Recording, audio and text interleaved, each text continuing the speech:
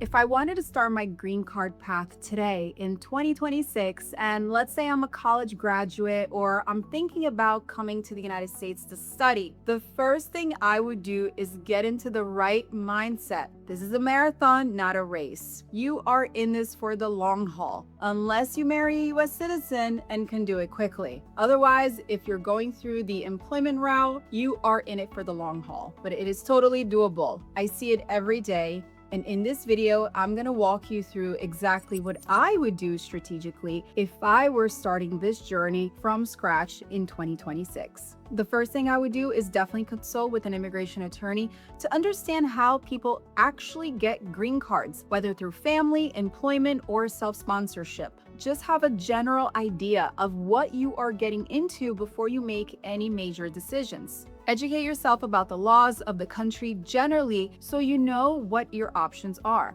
Most people do not do it this way. They come to the US, they are in a valid non-immigrant status, and then they start asking questions. The smarter move is to ask questions first.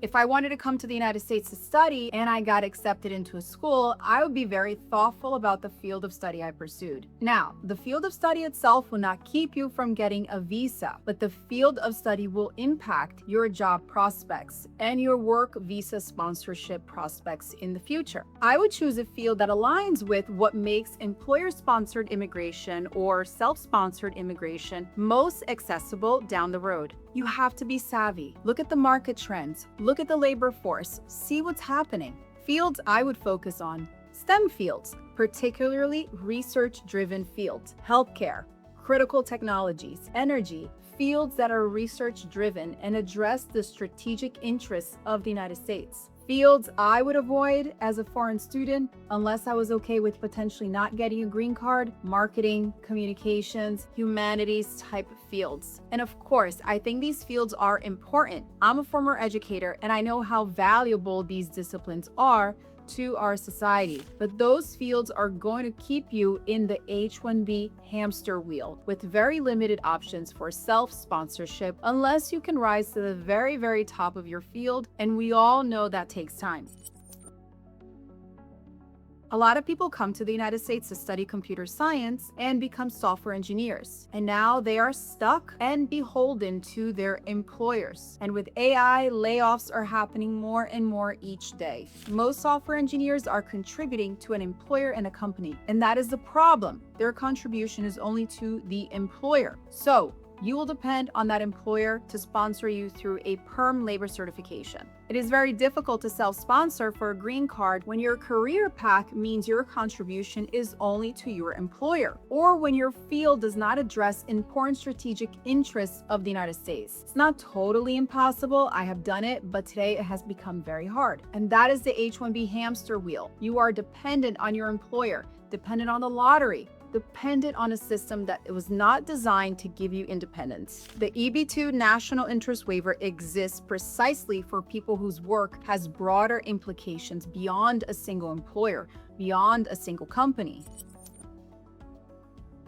I would definitely build an academic career with a foundation in research. I would do my best to work on projects in an academic setting that are funded by the US government, because that shows that the US government has an interest in the work that you are doing, in the innovations you are creating or developing. America wants the best of the best to help address challenges and bring about innovation. That is what self-sponsored green cards are all about. You have to choose activities that show your work has broader implications to your field as a whole, not just to your employer, not just to your company. You have to be realistic about the needs of the labor market and the needs of the nation in terms of innovation, because when it comes to self-sponsored green cards, that is what USCIS is evaluating. Now, here are some common mistakes. Assuming that being very good at your job is enough. Being excellent at what you do for your employer is not the same as demonstrating that your work has national importance. Those are two very different things. For a very specific demographic, those pursuing PhDs, graduate research assistants, and postdoctoral researchers, they are in a very sweet spot if they are actively researching and want to file a self-sponsored green card. Why?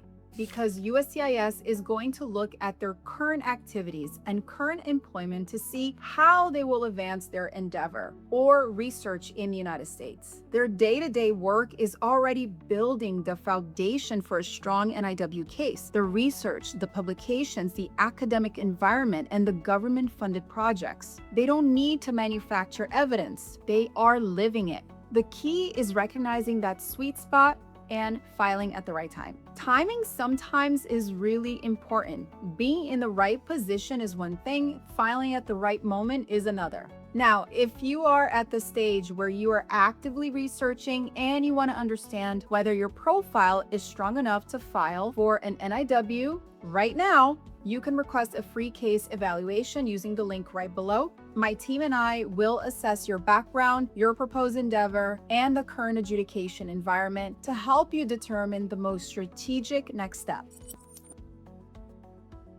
You become a successful NIW candidate organically over time. You are not going to do this in a year. It is going to happen over several years maybe. And that is not a discouraging fact. It is a strategic reality. The people who understand this early are the ones who make the right decisions along the way. The people who try shortcuts, profile building, paid publications, manufacture evidence, are the ones who end up with cases that fall apart. Think in years. Build consistently. File when the evidence is genuinely strong.